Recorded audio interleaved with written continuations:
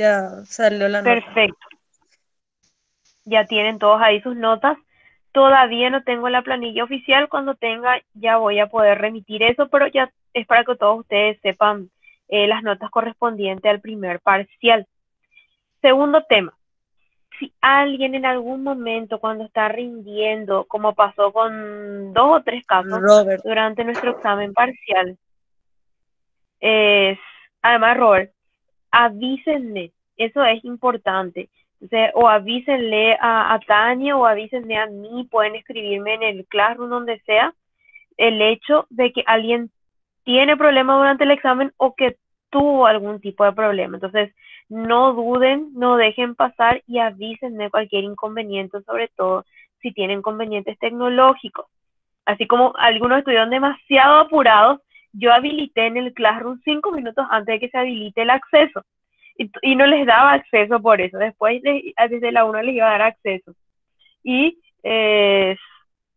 entonces, tener en cuenta, no se desesperen. Siempre se les va a habilitar la evaluación parcial. Aparte de eso, muy bien, el rendimiento de todos, Profe, felicitarles. Y sí te escucho. yo estoy muy conforme con mi nota, profe, pero hay una parte que a mí no me dejó marcar. Puse borrar todo y después volví a hacer, pero igual no me dejó marcar. En falso y verdadero. Y no fue conexión, ¿Vos no porque grabaste alguien eso, más tuvo Juli? ese problema. No, profe, yo no tuve ese inconveniente de mi parte. Profe, Ujú. poco. Real. A veces pasa eso cuando hay algún tipo de inconveniente de conexión.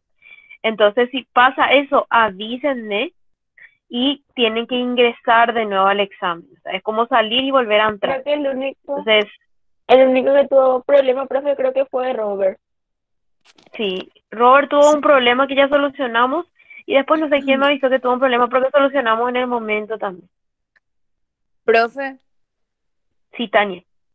profe, yo te quiero hablar por una compañera, se llama Leticia Torres. Me dijo que no va a poder asistir a la clase porque acaba de fallecer su abuela. Bueno, no hay problema, que no se preocupe. Gracias, Yo tengo profe. en cuenta eso, sin problema. No, gracias a vos. Entonces, avísenme cualquier problema tecnológico, eso vamos a subsanar sin ningún inconveniente. Y avísenme enseguida. O sea, no tengan luego no me digan luego que tienen vergüenza, que no, avísenme y vamos a buscar cómo hacer la solución correspondiente de esos inconvenientes. Eso por un lado. Por otro lado, el trabajo práctico, el segundo trabajo práctico que vamos a realizar, solamente lo vamos a hacer en la modalidad escrita. Entonces, con la guía que ustedes ya tienen disponible en el Classroom, van a trabajar con sus grupos. El que cuando nos conocimos al inicio iba a ser un sociodrama, vamos a hacer solamente en la modalidad de trabajo práctico ahora. Y ese trabajo va a ir para el componente actitudinal y el componente procedimental del segundo examen parcial. Entonces no vamos a tener tareas en estos encuentros que tenemos, pero ustedes van a ir avanzando en su correspondiente trabajo práctico con sus compañeros de grupo. Y ese trabajo se entrega el 3 de septiembre, conforme a los grupos que ya tenemos formados, que ya habíamos formado antes y que después revisamos también. Entonces, para ¿Qué dejar fecha, claro profe? el inicio. No es 3 el de 3 de noviembre, noviembre, profe. perdón. Sí, perdón, Ah, dije porque 3 de mal. septiembre. 3 de noviembre. 3 de septiembre ya pasó, sí, perdón, dije mal. El 3 de noviembre es la fecha de entrega. Ese era el segundo aviso parroquial. El tercer aviso parroquial es que el próximo martes no tenemos clase, me avisó Lore, porque como se continuó dejando el 29 como feriado nacional, entonces no va a haber clase en carácter de videoconferencia el próximo martes. Ustedes van a estar liberados de videoconferencia el día 29 y nos estaríamos volviendo a encontrar el 6 de octubre. Entonces nos vamos a volver a encontrar en videoconferencia. Entonces ese contenido vamos a pasar para el día 6 de octubre. Bueno, esos Profe, eran todos los avisos parroquiales. Sí, la compañera sí, Leticia Rivera Roberto. no se va a poder conectar porque acaba de fallecer su abuela, dice. Sí, ya me avisaron, Roberto, ya me avisó Tania. Gracias, gracias. Vamos a tenerle en cuenta. Y apóyenle también a su compañera que estos no son momentos sencillos ni fáciles de vivir. Bueno, continuamos entonces nuestros contenidos. El día de hoy vamos a estar hablando del capítulo de enzimas. Este capítulo es una profundización de nuestros contenidos de proteínas, porque las enzimas están contenidas en el grupo de las proteínas y están en un capítulo aparte, que es el capítulo 8 del libro de Blanco que ustedes tienen entre las páginas 125 y 138. Ahí van a poder encontrar o van a profundizar la lectura correspondiente a este tema. Y vamos a pasar a desarrollar ahora. Entonces, cuando hablamos de las enzimas, ¿de qué estamos hablando? Estamos hablando de que son catalizadores biológicos. ¿Qué quiere decir que es un catalizador? Quiere decir que acelera una reacción química, es decir, hace que una determinada reacción química ocurra de manera más rápida y no forma parte del producto final ni se desgasta en un proceso. Eso es un catalizador y es biológico porque actúa a nivel del organismo. Esas son las enzimas, o esa es la principal función de las enzimas. ¿Qué son bioquímicamente las enzimas? Son proteínas. Proteínas del tipo globular, recuerden aquellas proteínas que podían formar una estructura parecida a un globo, y son proteínas simples, es decir, en algunos casos que vamos a ver el día de hoy van a tener un acompañante, un metálico, un metal que le acompañe, pero en la mayoría de los casos son solamente cadenas de aminoácidos que configuran la proteína, o sea, son proteínas simples. Y principalmente, o el mayor grupo de enzimas que existen son las hidrolasas, que ahora vamos a estar hablando de esa clasificación de enzimas. Entonces ya sabemos cuál es la principal función que tienen este grupo de biomoléculas. Sus características es de que actúan disminuyendo la energía de activación. ¿Qué es la energía de activación? Esa energía que hay que usar o que tiene que gastar un determinado proceso químico para que se pueda realizar. Entonces, ese gasto energético que se necesita disminuye cuando interviene o actúa una enzima. También estas enzimas son específicas. ¿Qué quiere decir que las enzimas son específicas? Que una enzima solamente va a catalizar una reacción química determinada, es decir, para cada una de las acciones o reacciones químicas hay una enzima específica que le acompaña. Y las diferentes sustancias sobre las cuales va a estar actuando una determinada enzima recibe el nombre de sustratos. O sea, las diferentes sustancias químicas sobre las cuales va a actuar una enzima se llaman específicamente sustratos. Las enzimas, cuando les vamos a dar nombre, se le agrega a ese sustrato, a esa sustancia sobre la cual actúa la terminación asa. Por eso, si es que una enzima va a actuar sobre el almidón, se va a llamar amilasa. O también de acuerdo al tipo de reacción que cataliza. Por ejemplo, si favorece una descarboxilación, la enzima se llama descarboxilasa. Ese es el nombre adoptado a nivel internacional para las enzimas. Pero todavía existen algunos nombres que se le llaman arbitrarios, pero en realidad son nombres que se conocen durante mucho tiempo a lo largo de la ciencia y hasta ahora se mantienen justamente en ese Profe, carácter. Sí, te escucho. ¿Sí? discúlpame que te interrumpa. La compañera Belén Rivas me dice si le podés aceptar, por favor, para que se pueda unir a la clase. Eso nomás. Gracias, profe. Ya estoy, Qué gracias. raro, no me salta su nombre. Ah, ok, Ya, ok, ya ok. está, dice. Ya, Gracias, perfecto, profe. perfecto. Dale, dale. Ahí ya está. Bueno, entonces recordamos de que hay algunas enzimas que tienen algunos nombres que son arbitrarios, es decir, que no tienen el nombre estandarizado en química a nivel internacional, pero que por el uso a lo largo de los años se les sigue llamando de esa manera por el conocimiento que se tiene. Ejemplo, la tialina salival, que es la principal enzima que está presente en nuestra saliva y que favorece lo que es la primera digestión de los hidratos de carbono. O la pepsina del jugo gástrico, o la tripsina y quimiotripsina del jugo gástrico, que son nombres arbitrarios que no tienen, por ejemplo, la terminación asa y el sustrato sobre el cual actúa, pero como ya están tan difundidos a nivel mundial estos nombres que son arbitrarios, se les sigue usando y se les sigue llamando con sus nombres identificados también. ¿Cómo se clasifican a nivel internacional las enzimas? Y se tomó una decisión en la Unión Internacional de Bioquímica de hacer la clasificación de las enzimas de acuerdo a las actividades o a las acciones químicas que favorecen.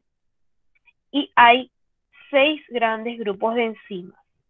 Las enzimas que son oxidorreductasas o que catalizan reacciones de oxidorreducción, las transferasas que catalizan reacciones de transferencia, las hidrolasas que van a catalizar hidrólisis, las liasas que van a catalizar lisis o ruptura, las isomerasas que van a catalizar isomería y las ligasas que van a sintetizar o van a catalizar reacciones de unión. Vamos a hablar de cada uno de estos grupos de enzimas. El primer grupo, las oxidorreductasas, como habíamos dicho, catalizan reacciones de oxidorreducción. Dentro de este grupo, que son las oxidorreductasas, tenemos las deshidrogenasas. Las deshidrogenasas, ¿qué van a hacer? Van a extraer átomos de hidrógeno, siempre en un par, es decir, siempre en número de 2, de un sustrato, y lo van a transferir a una molécula que va a aceptar estos hidrógenos, y esa molécula no tiene que ser el oxígeno. Acá tenemos un ejemplo, tenemos un succinato al cual se le extraen 2 hidrógenos y se van a adherir a un receptor que es el FAT. El FAT es un receptor no oxigenado, es decir, no es el oxígeno. Como ven, va a quedar finalmente con 2 átomos de hidrógeno y aquí se va a generar un doble enlace entre los carbonos y se va a tener un nuevo compuesto que se llama fumarato. Esto es nada más un ejemplo para que ustedes tengan en cuenta que es sustraer átomos de hidrógeno para transmitirle a un receptor que no es el oxígeno, es decir, no se tiene como producto final el agua, en el caso de las deshidrogenasas. Y es una enzima oxidorreductasa. Otra enzima que también es oxidorreductasa es la oxidasa. Y se va a diferenciar de la anterior porque las oxidasas también van a sustraer átomos de oxígeno, pero sí le van a transferir van a sustraer átomos de hidrógeno, pero le van a transferir al oxígeno. Entonces, como están viendo en este ejemplo, en presencia de un determinado compuesto se extrae el átomo del hidrógeno que está en el aminoácido y ese átomo se transfiere a otra determinada sustancia en la cual hay presencia de oxígeno. Entonces, cuando hablamos de oxidasas, hablamos de transferencia de hidrógenos a un oxígeno. Luego tenemos las hidroxilasas. Las hidroxilasas son las que van a catalizar la introducción del grupo hidroxilo, el grupo OH, a un sustrato en presencia de oxígeno. Y el oxígeno va a ser el donante del oxígeno para mi OH, para mi hidroxilo. Como ven, en este caso tienen un aminoácido que es la fenilalanina, y cuando se le adiciona a todo este núcleo bencénico, a este ciclo, un OH en un extremo, como ven, se forma el otro aminoácido llamado tirosina, y esta es un cambio, una reacción química asistida por una hidroxilasa. Y estos tres grupos de enzimas son óxido-reductasas. Luego vamos a tener las transferasas. Como su nombre lo indica, es una enzima que va a catalizar transferencia de un grupo de átomos a otro, de un sustrato a otro. Acá tenemos, por ejemplo, las quinasas.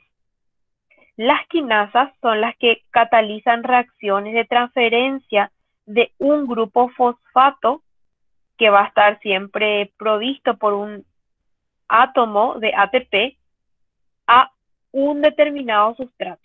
Acá vemos el glicerol, le adicionamos o reacciona en presencia de ATP con asistencia de una quinasa.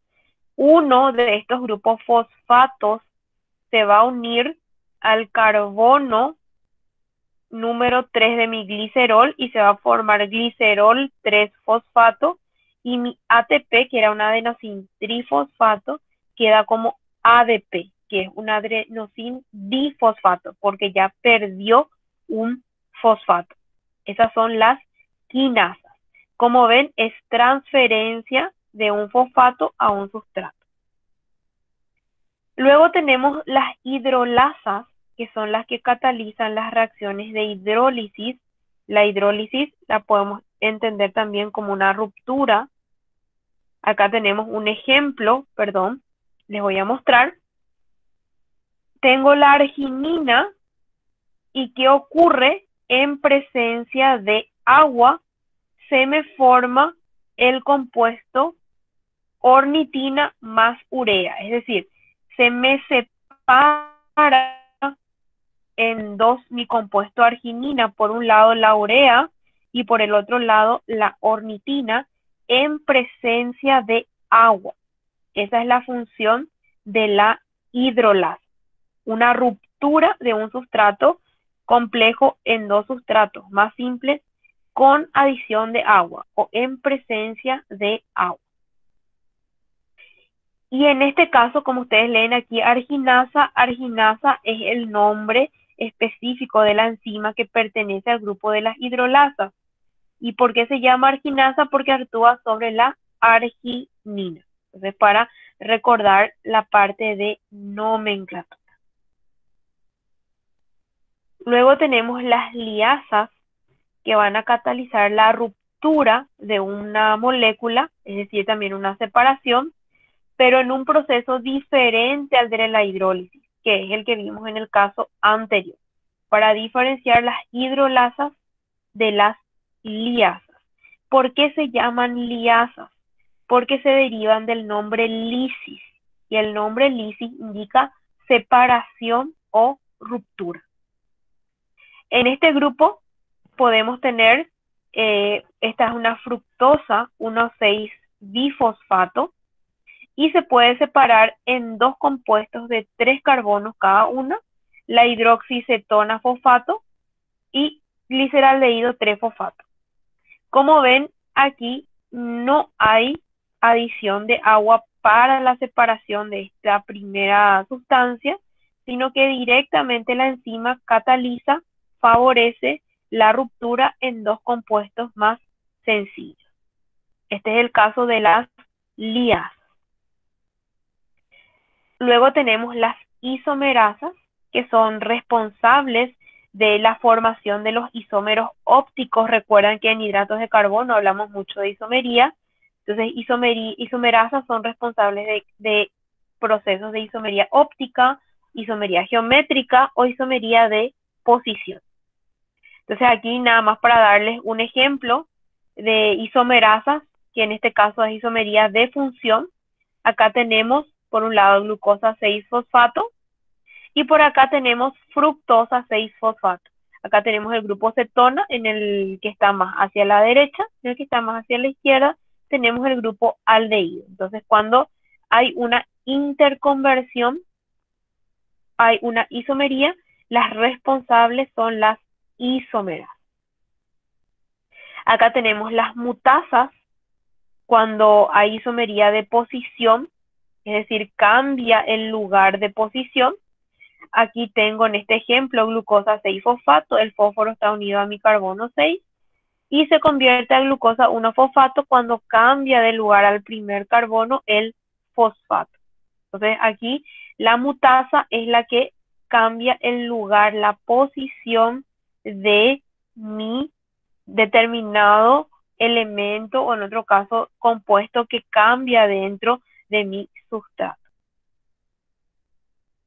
Y luego tenemos las ligasas, que viene del nombre de ligar o de unir, que son las responsables de catalizar la unión de dos compuestos para formar un compuesto más complejo. Y un sinónimo del grupo de las ligasas es el nombre sintetasa, de síntesis, de formar algo nuevo. Aquí, por ejemplo, tenemos el caso de la glutamina, el glutamato en presencia de amoníaco con uso energético de ATP y con la presencia de una enzima que se llama glutamina sintetasa, como ven lleva el nombre, va a formar un compuesto más complejo al cual ya se le adhiere el grupo amina, que es la unión con este amoníaco, para darnos una nueva sustancia que se llama glutamina. Entonces, esta es responsabilidad del grupo de las enzimas que son las sintetasas. Es importante, antes de hablar de la importancia clínica, recordarles a estas enzimas, porque cuando estudiemos los procesos metabólicos, vamos a recordar o vamos a identificar el nombre de las enzimas que contribuyen a que se den esos diferentes pasos. El paso 1 a 2 en una reacción metabólica. No es que ocurre automáticamente, siempre va a haber una enzima de por medio. Cuando hay el paso de una sustancia a otra en cualquier proceso de metabolismo del organismo, siempre va a existir una enzima que va a catalizar esa acción biológica. ¿Qué importancia clínica tienen las enzimas? Cuando una persona está sana, es decir, no tiene ningún estado de enfermedad o patología, estas enzimas que están presentes a nivel celular en el plasma tienen que ser constantes, es decir, todos tenemos que tener un determinado nivel enzimático en condiciones de salud. Si hay alguna variación a nivel enzimático, está indicando de que puede haber algún daño en el tejido. Entonces, las enzimas son indicadoras del estado de salud en función a la cantidad disponible en el plasma sanguíneo. Y esto uno lo evalúa perfectamente con una prueba de sangre. Ejemplos, cuando se eleva una enzima que se llama glutamato piruvato transaminasa, TGP, que son sus siglas, en el hígado, cuando hay un valor más del valor estandarizado, más del valor conocido como estado óptimo de salud, me está indicando que la persona podría estar desarrollando una inflamación del hígado, o sea, una hepatitis. O en el caso de cuando se mide la enzima, que es la lactato deshidrogenasa o la LDH, me podría estar indicando cuando la tengo en proporciones muy elevadas, un infarto a nivel del miocardio, o sea, un infarto cardíaco. Se utilizan como indicadores clínicamente estas enzimas. Y también las enzimas se pueden utilizar como reactivos. Ejemplo, cuando uno quiere determinar si hay o no presencia de una sustancia en una muestra biológica, que puede ser una muestra de sangre, plasma, orina, se puede utilizar la ureasa, la enzima ureasa, para identificar cuál es la cantidad de urea que está presente en el plasma. O se puede utilizar la glucosa oxidasa para medir cuál es la cantidad de glucosa en sangre. O la peroxidasa, que se utiliza mucho en los ensayos de inmunodepresión, como los ensayos de las enzimas ligadas que son inmunoabsorbentes, que se conoce como la prueba de ELISA, en donde en función a la presencia o no de una elevada cantidad de enzimas, puedo identificar una determinada afección. Y también estas enzimas, además de ser consideradas como indicadores o ser utilizadas como reactivos, pueden ser utilizadas como tratamiento para algunas determinadas afecciones. La streptokinasa, por ejemplo, se utiliza para tratar infartos del corazón porque es una enzima que ayuda a disolver coágulos que se forman en todo lo que es el sistema circulatorio. Y la amilasa, que yo creo que algunos de ustedes en algún momento conocieron, alguien que tomó o ustedes mismos se les recetó, que es una enzima que actúa sobre el almidón, pero que además tiene una capacidad desinflamante. Entonces, cuando se quiere desinflamar sobre todo lo que es zona de mucosa, como la parte interna de las gargantas, se utiliza la amilasa o la alfa-amilasa. Ya le iba a decir, estaba a punto de decirle nombre comercial porque yo suelo consumir bastante amilasa, que no tiene contraindicaciones médicas porque es algo que forma parte de nuestro propio organismo, no forma parte de nuestro sistema una vez que lo ingerimos, sino que automáticamente ayuda a disminuir una inflamación y luego se excreta de manera natural. Entonces son diferentes importancias clínicas que tienen las enzimas. Y vamos a hablar un poco cómo actúan las enzimas. ¿Por qué decimos que disminuye esa energía de activación? ¿Por qué decimos que hace que se gaste menos energía cuando una enzima ayuda a que se realice una determinada reacción química? Y todo forma parte de lo que vamos a conocer como el complejo enzima-sustrato y una unión casi perfecta que se tiene que dar entre el sustrato y la enzima en un sitio o en un lugar determinado que va a llevar el nombre de sitio activo. ¿Qué va a ocurrir?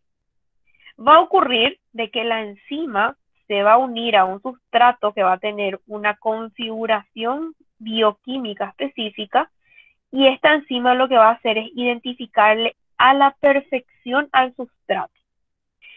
La enzima existe en nuestro organismo. ¿Cuándo trabaja? Cuando le identifica al sustrato.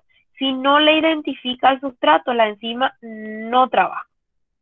Y este lugar, que se conoce como el sitio activo, que ustedes están viendo aquí en un carácter blanquito, en la cual está unido esta enzima que es marrón con el sustrato que es rosa, es una agrupación de aminoácidos que mantiene la estructura proteica de la enzima y que le ayuda a identificar al sustrato. Por eso que hablamos que las enzimas son muy específicas. Necesitan identificarle a su sustrato muy particular o si no, ella directamente no va a estar trabajando. Y hay dos modelos que se propusieron para explicar esta interacción enzima-sustrato. Hoy en día el modelo más, digamos, aceptado es el de Koshland-Neat, pero para conocer un poco la evolución, el primero que trató de explicar esta relación enzima-sustrato fue Fisher, que habló de un modelo llave-cerradura, en donde dijo que la enzima y el sustrato actúan como una llave y una cerradura, entonces se da una unión perfecta.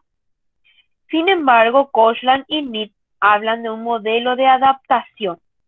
Hablan de que la enzima reconoce a su sustrato, reconoce que efectivamente o bioquímicamente ese sustrato que viene y se acerca a ella es el sustrato al cual ella le va a ayudar, o si no, no le va a ayudar, pero la forma puede ser plástica y flexible, es decir, que se modifica en presencia del sustrato. Y este es el modelo de Koshland-Neat, que también habla de la identificación precisa del sustrato por parte de la enzima, pero este sitio activo no va a tener una forma rígida como proponía Fisher, sino que puede variar de acuerdo a el sustrato que entra en contacto con ella. Son dos modelos propuestos que es importante que los conozcamos y el más, digamos, difundido o aceptado hoy en día es el de Koshland y Neat. ¿Cómo funciona? Funciona como lo que conocemos como sistema enzimático. Puede existir el complejo, el sistema de la enzima, se llama holoenzima, con H. La holoenzima está compuesta siempre de una apoenzima, que es la macromolécula proteica o la proteína enzima en sí, En algunos casos le puede acompañar a esta apoenzima una coenzima. No es obligatorio que esté siempre. En algunos casos sí está presente. Y la coenzima es esa molécula no proteica de tamaño pequeño que le acompaña para que trabaje mejor a la apoenzima, que es la parte proteica. ¿Cuáles son 4 grupos que sí o sí necesitan de coenzimas? Las oxidorreductasas, las transferasas, las isomerasas y las ligasas o sintetasas sí o sí requieren de coenzimas para poder trabajar. Si no tienen su coenzima correspondiente, directamente no trabaja. Estas coenzimas son esos complementos no proteicos. Sí pueden experimentar cambios las coenzimas. La parte proteica no experimenta cambios. Por ejemplo, ¿quiénes son o qué grupos pueden ser coenzimas? Diferentes cationes como el magnesio, el manganeso, el calcio, el hierro son coenzimas, y también algunas vitaminas, sobre todo las del complejo B, actúan en varias ocasiones como coenzimas enzimáticas. Y vamos a conocer aquí el concepto de la metaloenzima. La metaloenzima son casos particulares de enzimas que utilizan como coenzimas iones metálicos indispensables para su acción catalítica, es decir, que son indispensables para el óptimo funcionamiento de la enzima, la presencia de estos metales. Y en todos los casos, cuando una metaloenzima pierde su componente metálico, también pierde su actividad biológica, es decir, ya no funciona de la misma manera, es más, ya no funciona cuando pierde al metal que le acompaña. Ejemplo, el hierro siempre tiene que acompañar a la catalasa y a las peroxidasas. El cobre tiene que acompañar a las tirosinas. El zinc tiene que acompañar al alcohol deshidrogenasa. Y el magnesio se requiere cuando se trabajan con enzimas que utilizan ATP. Entonces, cuando se utiliza ATP, las enzimas siempre tiene que estar presente el magnesio para que la enzima pueda trabajar de manera correcta. Ahora que ya le conocemos a las enzimas, sabemos cómo se clasifican, cuáles son sus funciones o sus usos, vamos a conocer el concepto de los inhibidores. Un inhibidor enzimático es una sustancia que tiene una propiedad de que puede disminuir la velocidad de la reacción. Es decir, el inhibidor es el que hace que la enzima funcione cada vez menos o que no funcione de manera efectiva. Y pueden haber 2 tipos de inhibidores. Inhibidores reversibles e inhibidores irreversibles. Los inhibidores reversibles son aquellos en la cual se une un inhibidor al complejo enzima-sustrato, pero la unión es muy débil y se puede dar nuevamente la separación de ¿qué? Del inhibidor de la enzima. Y en algunos casos puede ser irreversible cuando ya sea una unión covalente, una unión fuerte entre el inhibidor y la enzima, y es muy difícil de poder separar. Y un ejemplo de esto son los venenos organofosforados, que pueden incluso llegar a causar la total falta de funcionalidad de la enzima. Aquí vamos a ver ejemplos de inhibidores. Estos inhibidores también pueden ser competitivos o no competitivos. Y solamente para ejemplificar, arriba tenemos nuestro sustrato de manera independiente, la enzima y el complejo enzima-sustrato, el sitio activo para que se me forme el complejo enzima-sustrato.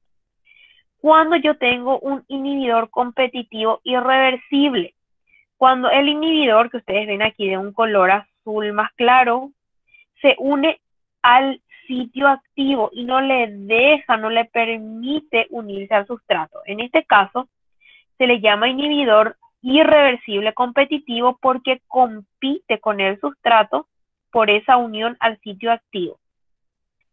O puedo tener un inhibidor que va a ser irreversible, no competitivo, cuando se une a la enzima en cualquier otro lugar, pero por más que quede el sitio activo para que el sustrato pueda encajar y puedan estar formando ese complejo enzima-sustrato, este inhibidor hace que la enzima ya no funcione correctamente. Entonces, cuando se une el sustrato a la enzima, no se puede catalizar o no se puede producir la acción biológica. El inhibidor entonces está evitando que ocurra esa reacción para lo cual tenía que ayudar la enzima. Profe, Algunos, sí te escucho. esa parte de sitio no competitivo, también, o sea, ese por ejemplo no es, o no se le llama también sitio alostérico, o sea, no Sí, está dentro de eso. sí, el no competitivo es el alostérico o enzimas alostéricas, Es que la es cuando misma yo cosa. tengo, es el mismo, que es cuando yo tengo un inhibidor no competitivo que se une a mi enzima por un sitio diferente a lo que es mi sitio activo y no impide la unión del sustrato con la enzima, pero sí hace que la enzima no funcione de manera correcta. Entonces, desde el momento que yo tengo un inhibidor, mi enzima ya deja de funcionar de manera correcta. De ahí la importancia de los inhibidores. Y si vemos algunos ejemplos, varios medicamentos que son utilizados hoy en día en la práctica médica son inhibidores enzimáticos y sobre todo son inhibidores enzimáticos competitivos. Ejemplo, las sulfamidas que actúan como antibióticos que se emplean justamente para tratar infecciones bacterianas. ¿Por qué? Porque se van a unir al sitio activo de una enzima que es la que se encargaba de formar ácido láctico que era necesario para que puedan continuar viviendo las bacterias y entonces de esa manera contrarresta a todo ese aumento de población bacteriana. Entonces, en ese caso, el medicamento cumple una función de inhibir a propósito del sitio activo para de esa manera hacer contrarrestar a el aumento poblacional bacteriano. Es el caso de las sulfamidas, que es un caso positivo de inhibidores.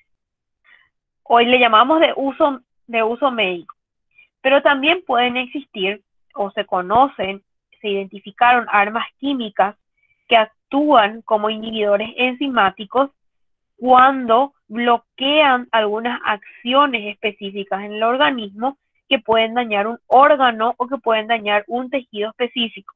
Y es lo que se conoce hoy en día bajo el concepto de las armas biológicas, que muchas veces son inhibidores enzimáticos que se pueden lanzar a la población o pueden estar en contacto con un grupo poblacional y de esta manera pueden alterar funcionalidades de un órgano o de un tejido.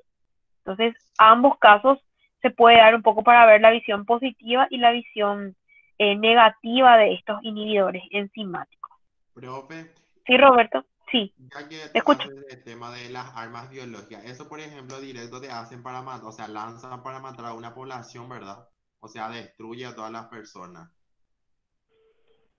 En realidad está pensado para que alguna determinada función biológica deje de estar en condiciones óptimas. Ejemplo, puede haber un arma biológica que se lance para que todos tengamos problemas vinculados al proceso metabólico de absorción de oxígeno. Solamente por dar un ejemplo, no, ni siquiera sé si existe. Entonces, el arma biológica está pensada como para que pueda afectar a la gran mayoría de la población. Y tiene que haber siempre un anticuerpo que haga contra a esa determinada arma o a ese determinado proceso biológico o proceso bioquímico que se lance en una determinada población. No es normal, o sea, no sé si la palabra sería normal, pero hasta ahora no se conocen casos de ataques biológicos en el cual no se haya tenido el correspondiente antídoto. Siempre se tienen los antídotos acompañando a estos procesos de ataques biológicos. Y ojalá cada vez disminuyan y se den menos, ¿verdad? Pero de que pueden ocurrir, pueden ocurrir. Bueno, eso era lo que les quería presentar el día de hoy sobre nuestro capítulo de enzimas. No sé si tienen alguna pregunta. Les voy a invitar que sí lean el capítulo de Blanco para poder profundizar todo esto que estuvimos leyendo, estuvimos hablando el día de hoy. Van a darse cuenta que es súper dinámico e interesante también cómo presenta este contenido Blanco. Entonces, para complementar lo que leímos hoy, están invitados a hacer la lectura de esas páginas. Y ahora les escucho si tienen alguna pregunta o consulta.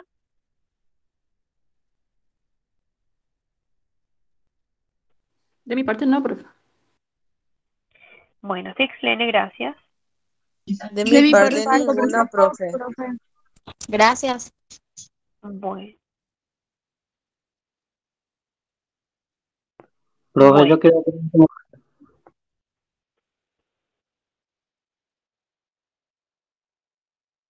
Profe, es cierto que la parte de las proteínas no competitivas, o sea, las enzimas no competitivas, están también acá leí, o sea, leí en una parte de acá que están también Eh,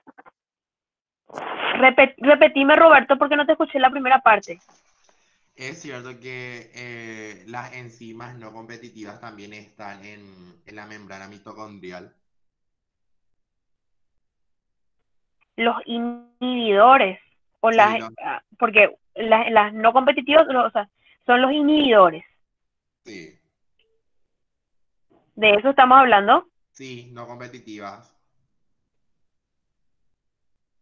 Sí, los inhibidores pueden estar no solamente en la matriz mitocondrial, pueden estar en distintos alojamientos celulares. La gran mayoría de los procesos enzimáticos se dan en las mitocondrias, pero no es, digamos, el sitio exclusivo en donde se van a encontrar los inhibidores no competitivos, pero es uno de los sitios.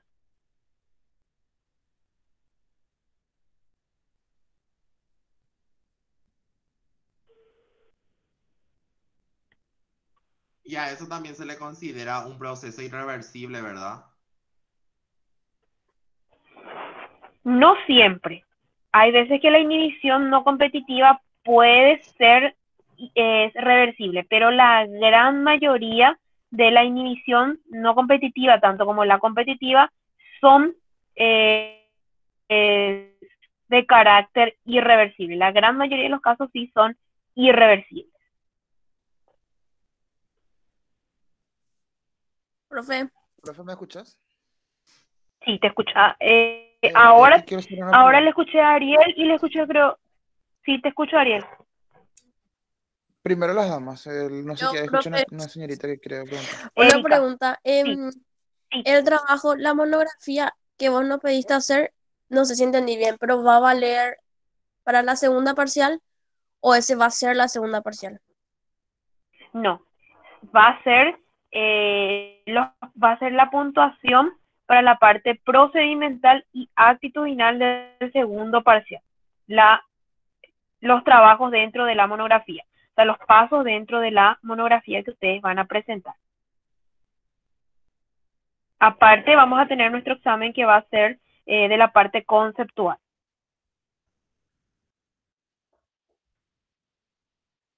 Ah, profe, gracias.